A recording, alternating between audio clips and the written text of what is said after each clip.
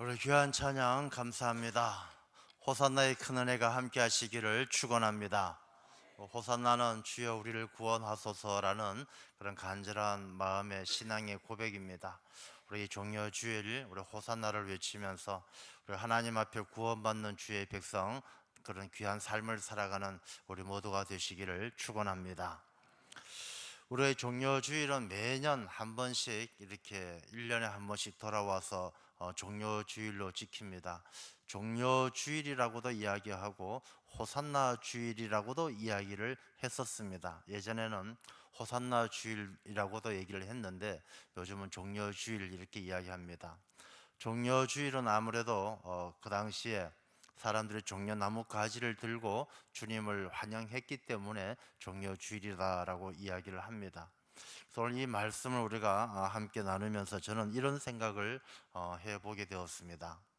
예수님께서 예루살렘 성에 입성하신 것은 예수님께서 이 땅에 오신 것을 이제 의미하는, 예표하는 일이고, 주님께서 이 땅에 오신 그 모습이 예루살렘 성에 입성하신 모습이고, 그리고 예루살렘 성에 오셔서 예수님이 성전에 가서 둘러 엎으셨던, 강도의 소굴을 만들었다, 이 기도하는 집을 강도의 소굴로 만들었다라고 성전 정화를 하셨습니다. 성전은 우리의 마음이죠. 우리 고린도전서에도 너희 마음이 성전인 것을 알지 못하느냐, 그렇게 말씀하십니다. 그래서 주님께서 성전을 둘러 엎으셨던 것은 우리 마음을 다시 한번 둘러 엎으신 것이죠.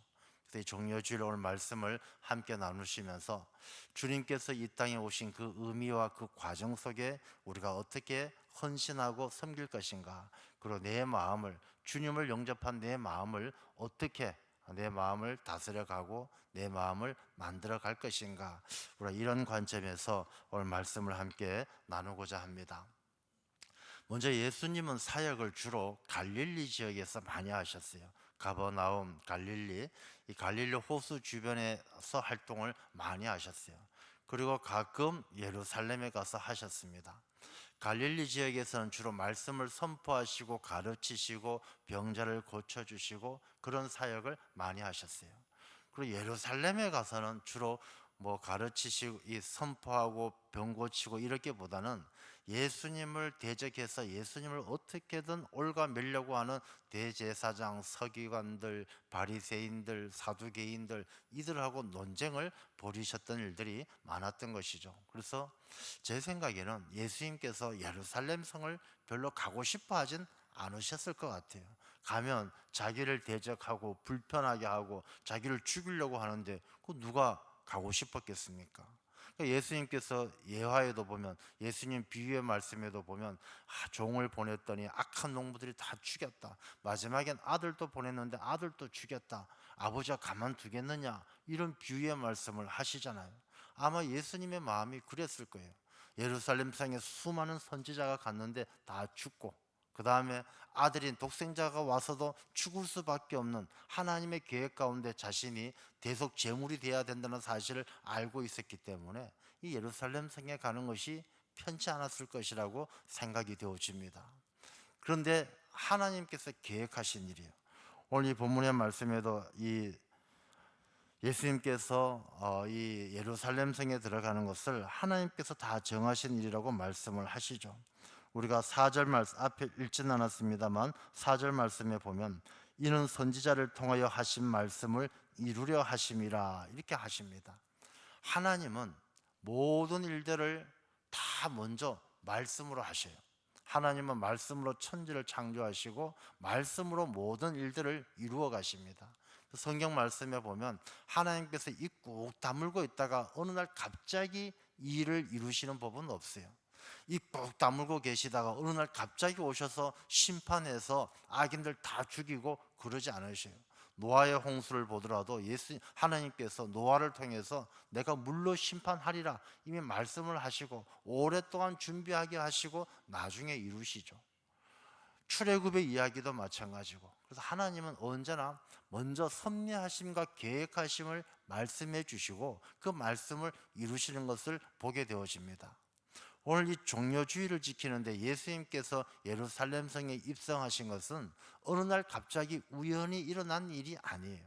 이미 하나님은 오래전에 인간의 죄악들을 보시고 이제 더 이상 물로 심판하지 않겠다고 약속하셨기 때문에 불가피하게 이 인간들의 죄 문제를 해결하기 위해서는 독생자를 보내셔야 했고, 그 독생자가 예루살렘 성에 들어가는 것, 이 세상에 오시는 것은 하나님이 이미 오래전에 계획하셨던 일이죠.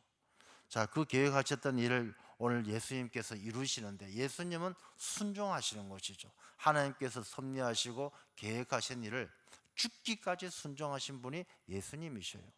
자, 예수님께서 오기 싫었던 예루살렘, 어쩌면 예수님은 이 세상에 죽기 위해서 오시는 것 기뻐하지 않으셨을 거예요. 예수님께서 고백하는 것처럼 이 잔을 피할 수만 있다라면 피하고 싶었을 것입니다.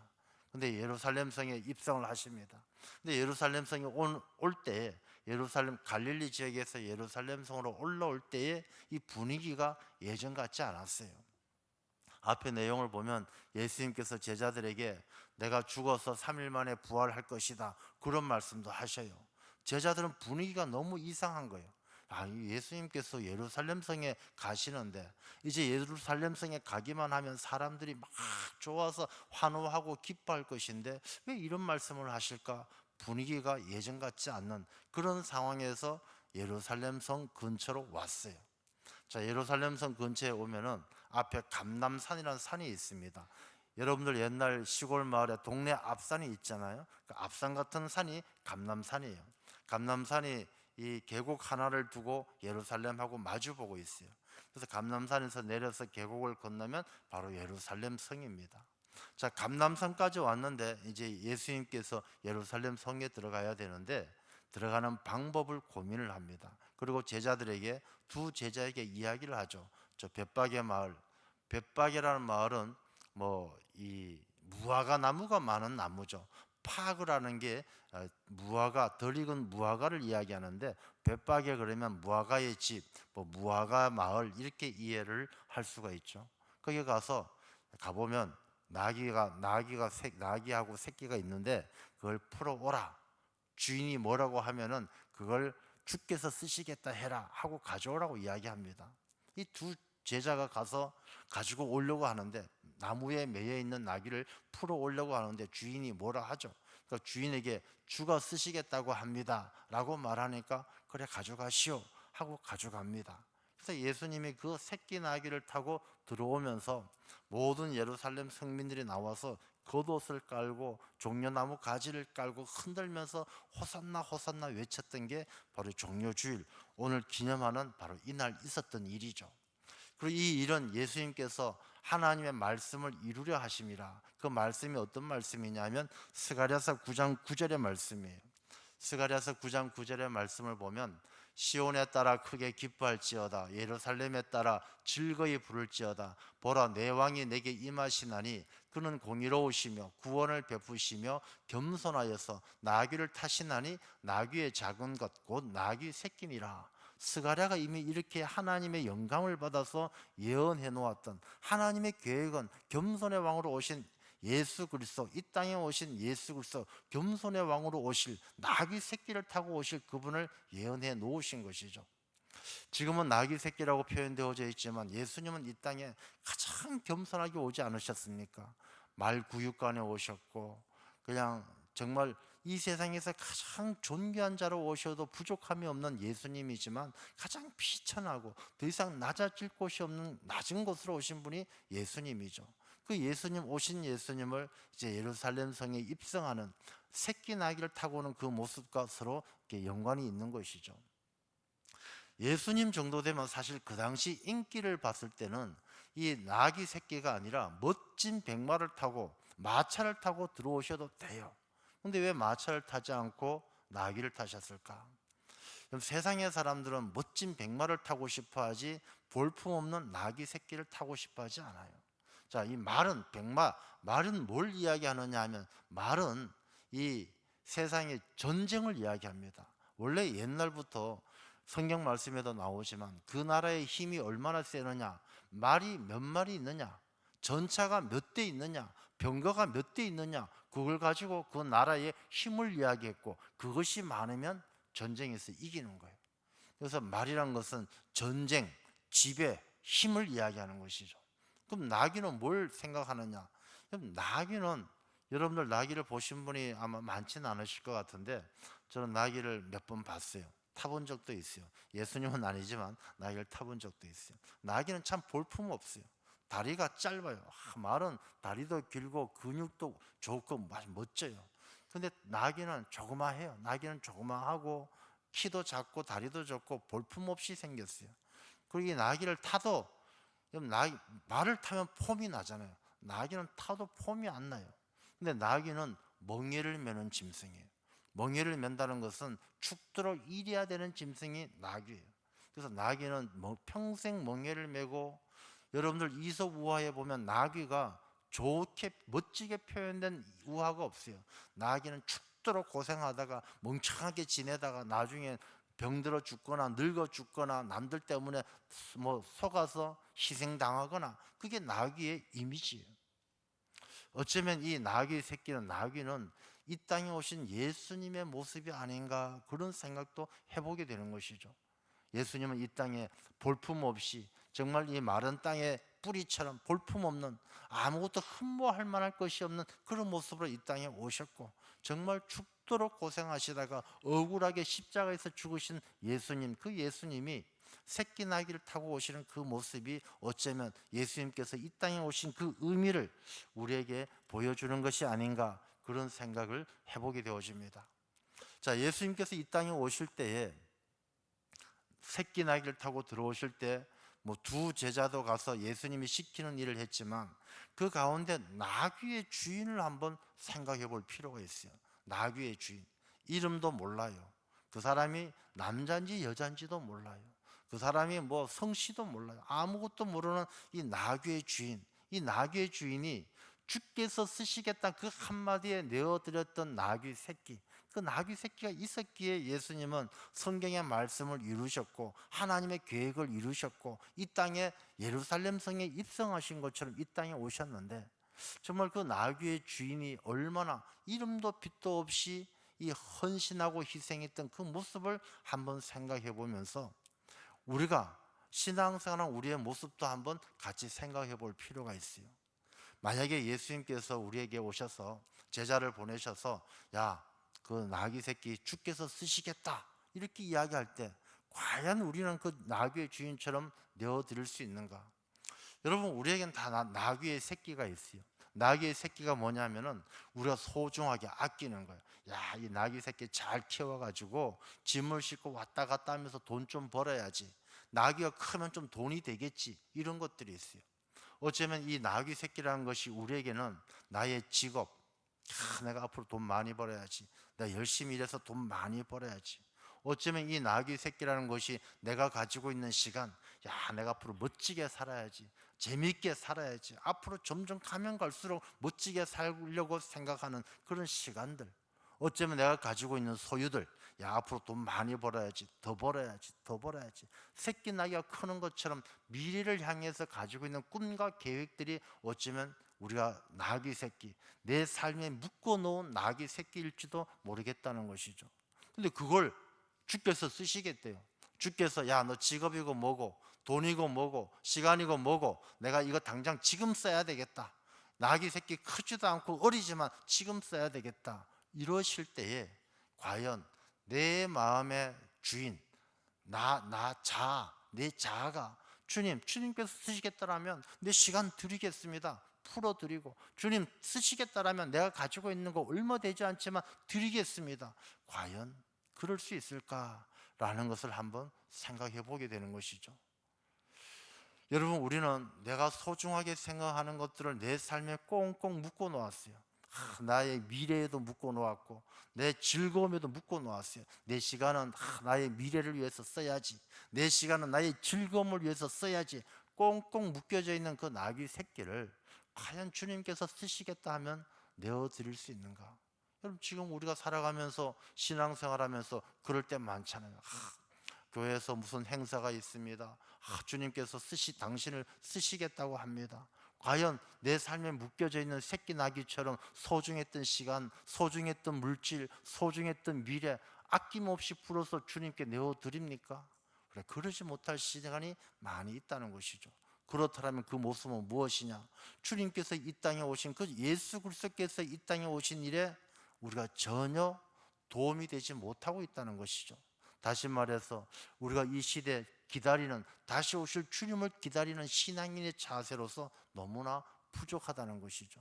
그래서 이 종려주의를 통해서 저는 먼저 우리가 이름도 빛도 없이 정말 내가 소중하게 생각하는 나귀 새끼 같은 나의 시간과 나의 미래와 나의 물질과 내 소중하게 내 미래를 위해서 묶어 놓았던 것들, 과연 주님께서 쓰시겠다 하면 내어드릴 수 있는가 돌아보면서 우리의 결단을 통해서 주님에게 내어드릴 수 있는 하나님의 귀한 일꾼들이 다 되어야 할 줄로 믿습니다. 그것이 바로 순종이에요. 예수님께서 이 땅에 오셔서 하나님의 계획대로 하나님께서 새끼 나귀를 타고 예루살렘 성에 들어오게 스가랴를 통해서 말씀하신 걸 그대로 이루시기 위해서 새끼 나귀를 타셨어요. 그게 순종이에요. 그리스도인들의 순종은 다른 것이 아니라 하나님께서 이미 이루시겠다고 계획하신 모든 섭리하신 말씀들이 성경 안에 있는데 이 성경 말씀대로 따라 사는 게 그게 바로 순종이고 그게 바로 그리스도인이에요. 많은 사람들은 마치 그리스도인, 신앙인, 그러면 요즘의 젊은 사람들은요 대단한 것처럼 생각해요. 막 어디 가서 신학적으로 깊은 심오한 철학을 배우고 신학교 교수한테 강의를 듣고 이게 신앙생활을 대단히 훌륭하게 하는 것처럼 오해하는 경우들도 많아요. 그렇지 않아요. 예수님께서 어디 좋은 가말리엘 문화생으로 가가지고 서울대 나오셨습니까? 그렇지 않아요. 예수님은 성경 말씀 스가랴의 말씀처럼 이 성경에 나와 있는 시편에 나와 있는 말씀처럼 하나하나 하나님의 말씀에 순종했던 분이 예수님이세요.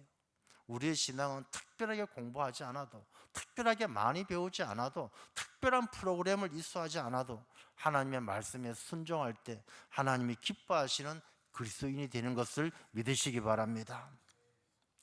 자, 이 볼품없는 이 나귀를 타고 예수님은 이제 이 예루살렘 성에 입성을 합니다. 사람들이 막 환호하고 좋아합니다. 사실 새끼 나귀는 아무짝에 쓸모없는 정말 볼품없는 존재거든요. 다시 말하면 여러분 우리가 가지고 있는 게 대단한 것 같지만 새끼 나귀 키워서 내가 행복하고 잘 살아야지, 돈 많이 벌어서 행복해야지, 내 시간을 즐겁게 살아야지, 그게 무지무지 행복하게 느껴질 것 같지만 사람이 다 자기 계획대로 안 되는 거 아니겠습니까? 새끼 나귀가 살다가 며칠 못 가서 병들어 죽을 수도 있고 새끼 나귀를 누가 훔쳐갈 수도 있고 사람들 살다 보면 그런 일들 많잖아요. 자기가 정말 열심히 하고 애썼는데 누가 싹 가로채가는 일들이 얼마나 많습니까? 근데 새끼 나귀는 부족하고 연약하고 힘도 없지만 예수님이 타심으로 말미암아 세상에 아무리 훌륭한 나귀보다도 아무리 대단한 백마보다도 더 영광스러운 자리에 서게 되는 거 아니겠습니까? 볼품없고 힘없고 연약해도 예수님이 그 등에 탈 때는 모든 사람들이 나와서 호산나를 외치고 환영하는 거 아니겠습니까? 그럼 사람은 내가 얼마나 새끼 나귀를 가졌느냐, 얼마나 큰 나귀를 가졌느냐가 중요한 게 아니라 새끼든 어른이든 훌륭한 백마든 멋진 말이든 무엇이든 간에 그 주인이 누구냐, 누가 쓰느냐에 따라 달린 거예요. 여러분들 예전에 얼마 전에도 그 보면 나폴레옹이 쓰고 다니던 모자가 있어요. 그 모자가 벌써 수백 년 된 낡고 볼품없는 모자예요. 근데 그 모자가 얼마에 팔린지 아십니까? 수십억에 팔리는 거예요. 왜? 나폴레옹이 썼으니까. 나폴레옹이 썼던 모자니까 비싸게 팔리는 거예요. 여러분 피카소가 요만한 종이에다가 막 젊었을 때 낙서했어요.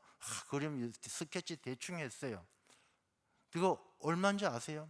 수십억이 넘어요. 제가 낙서하면 여러분 얼마에 사시겠습니까? 핸델이란 음악 작곡가 있지 않습니까?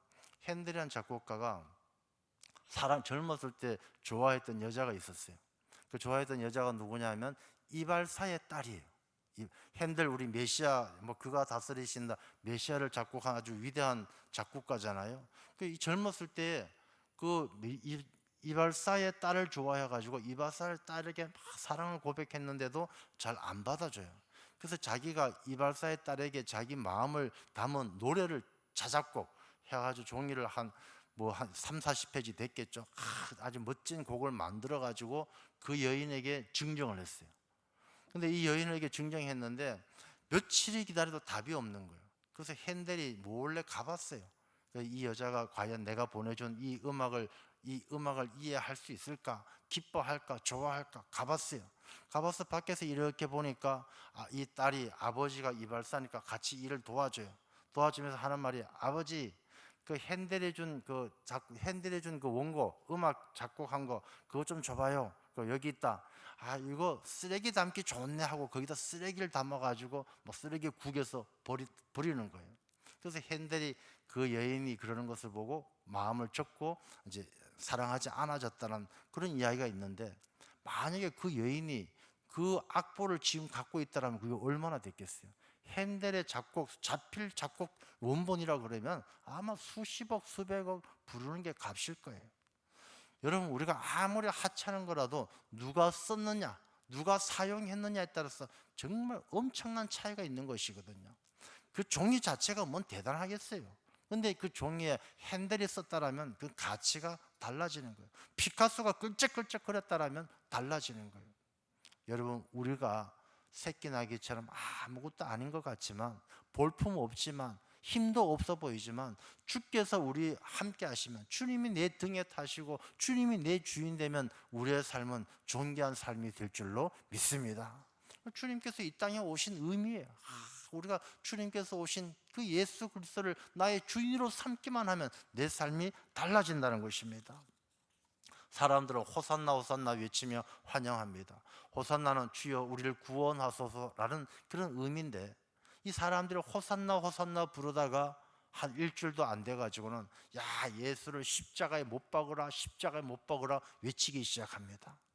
왜 그럴까요?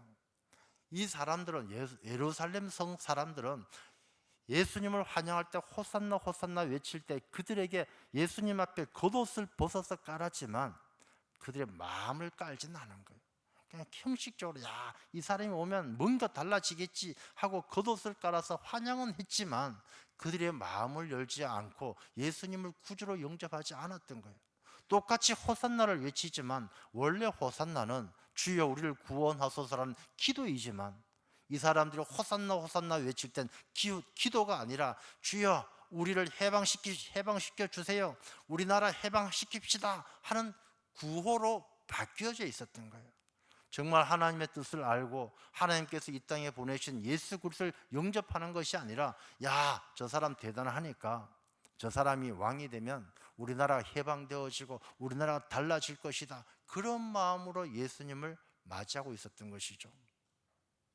이스라엘 백성들이 사실 종려나무까지 들고 이 예루살렘 입성을 환영했던 건 처음이 아니에요.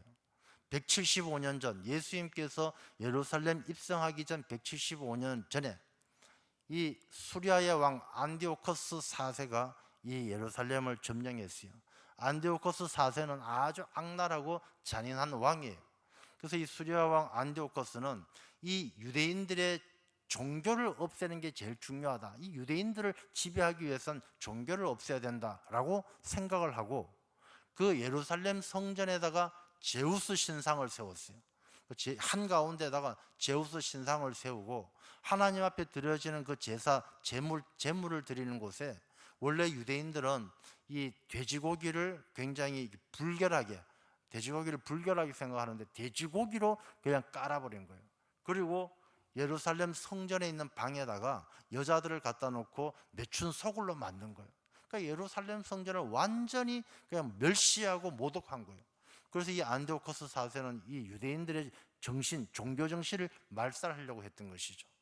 그럴 때에 마타디아라는 제사장이 있었는데, 마타디아라는 제사장이 그 사람들, 이 돼지고기 와서 막 제물 만들고 이러는 사람들을 칼로 쳐서 죽였어요.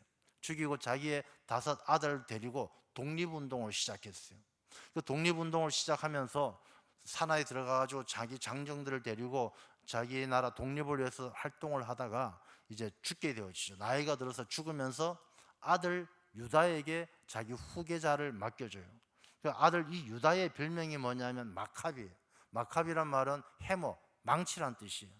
그래서 우리가 성경에는 들어와 있지 않지만은 외경에 보면 마카비 일서, 마카비 상서, 마카비 하서가 있어요.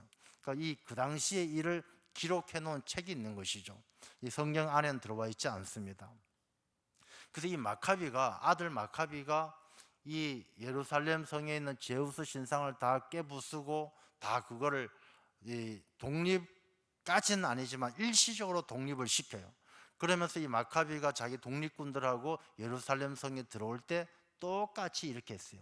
이 종려나무 휘두르면서 호산나를 외치면서 야 우리를 구원해 주셔서 감사합니다 이렇게 환영했던 그 일이 있고 나서 두 번째로 예루살렘 성에 예수님이 들어오셨던 거예요. 그래서 종려나무로 맞이했던 것이죠. 뭘 의미하느냐, 이 예루살렘 성민들은 마찬가지로 자기 한 150년 전에 입성했던 마카비처럼 자기들 독립시켜주고 자기들 정치적으로 해방시켜줄 예수님을 맞이했기 때문에 이들은 겉옷은 깔았지만 마음을 깔지 못했기 때문에 얼마 지나지 않아서 예수님을 십자가에 못 박으라 그렇게 외치게 되는 것이죠. 여러분, 우리의 신앙을 다시 한번 생각해 보십시오. 우리가 호산나를 외치긴 외치는데 호산나를 주여 우리를 구원해 주십시오, 주님을 영접하는 호산나입니까? 아니면 내 신념, 내 구호를 외치는 것입니까? 우리가 구원은 원하지만 심판을 원하지 않는 마음, 하나님께서 주시는 영광을 원하지만 자기 십자가를 지지 않으려는 그런 마음이 있다면 똑같이 호산나를 외치지만 우리가 기도가 아니라 구호에 그치고 마는 것이죠. 자, 예수님은 들어오셔서 먼저 오늘 본문의 말씀에 보면 성전에 가서 둘러 엎으셨어요. 돈 바꾸는 사람, 매매하는 사람 둘러 엎으시고 야 너희들은 기도하는 집을 왜 강도의 소굴로 만들었느냐 책망했어요. 여러분, 이 종려주의를 통해서 우리 마음을 한번 들여다보시기 바랍니다. 주님께서 예루살렘 성에 입성하시고 이 세상에 오셨고 그 다음에 이제 우리 마음에 들어오셨어요. 우리 마음에 들어오신 주님께서 보시기에 내 마음이 강도의 소굴인지 기도하는 집인지, 기도하는 집이라는 것은 늘 하나님을 바라보며 늘 신앙을 고백하며 믿음으로 사는 사람은 기도하는 집이에요. 근데 똑같이 우리가 신앙생활 하지만 내 마음속에 자기 이익을 위하고 남을 미워하고 헐뜯고 다투면 강도의 소굴이에요. 처음부터 강도의 소굴은 아니에요. 이 성전에도 멀리서 사람들이 오기 때문에 재물을 드리기가 어려웠어요. 멀리서부터 재물을 가져올 수 없으니까. 근데 이 재물을, 흠없는 재물을 드리기 위해서는 성전에서 팔기 시작한 거예요. 팔다 보니까 서로 경쟁이 되다 보니까 대제사장한테 자리세를 내면서 좋은 자리를 차지하고, 멀리서 오다 보니까 환전상이 생기고, 그러다 보니까 이 성전이 완전히 장사치들, 장사꾼들 시장 바닥이 된 거예요. 여러분, 우리 마음이 그래요.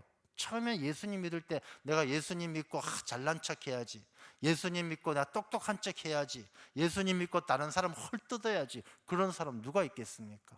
똑같이 예수 믿고 잘 믿고 신앙생활 잘해야지, 그렇게 마음 먹고 교회 왔는데 이 마음속에 자꾸 다른 것들이 들어오는 거예요. 저 사람 보니까 나보다 덜 똑똑해, 내가 똑똑한 척하면서 가르치기 시작하고, 저 사람 하는 게 마음에 안 들어, 헐뜯기 시작하고, 내 마음이 강도의 소굴로 변하는 거예요. 정말 이 종려주일 주님께서 우리 마음속에 오셔서 이 강도의 소굴 같은 우리 마음을 둘러 엎어 주시기를 간절히 소망합니다. 종려주일을 그렇게 새 마음을 가져야 돼요. 오늘 성찬 예식을 할 것입니다. 성찬 예식, 주님의 살과 피를 먹고 마실 때 주님께서 내 마음속에 들어와서 내 마음을 강도의 소굴이 아니라 기도하는 집으로 둘러 엎으셔서 이 종려주의를 통해서 여러분이 더욱더 주님을 깊이 만날 수 있는 은혜의 시간 되시기를 축원합니다. 하나님 아버지,